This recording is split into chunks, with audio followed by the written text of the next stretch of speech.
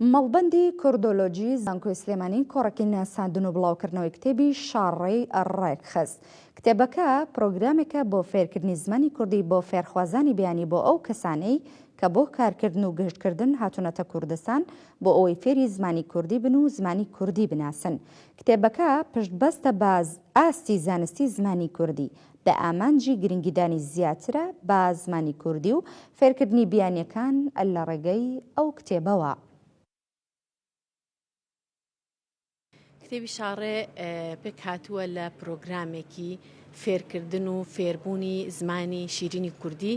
بۆ ئەو کەسانەی کە کورد زمانین واتە بیانین.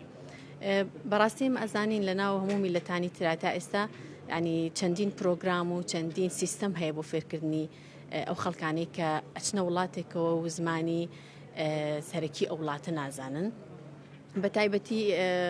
زمانی ئینگلیزی زۆر ینی بڵاوە کە لە وڵاتی خۆشمانە ئەوە ئەبینی زۆر بڵاوە، ینی ئەوە ڕێگایەکە بۆ گەشەکردنی زمانەکەەوە بۆ ناساندنی زمانەکە بە میلەتەکانی تر و هەروە خزمەتێکی زۆر زانستیە بە زمانەکە. ئێمەش لەم سۆنگەیەوە بیرمان لەوە کردەوە کە پێویستە زمانی کوردی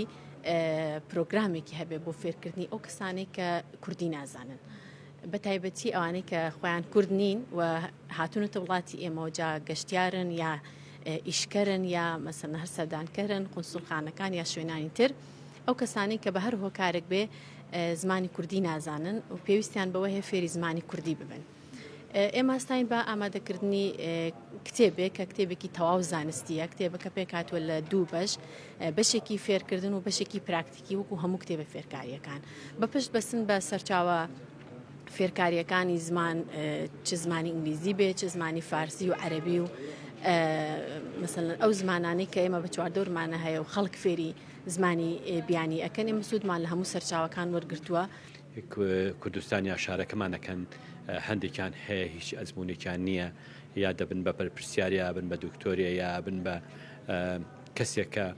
بەرپرسیارەتی وەرەگرێ یا چێتە ڕستورانێکەوە لەوێ خزمەت گوزاری بە خەڵکی شارەکەکە بەڵام هیچ زمانێکی کوردی نازانەیە و ئەمە دەمێکە ئێمە بەڵکو کوردۆلۆجی بەڕاستی کاریمان لەسەر کردووە و هەوڵمان داوە کە ڕووناکی بخرێتە سەر و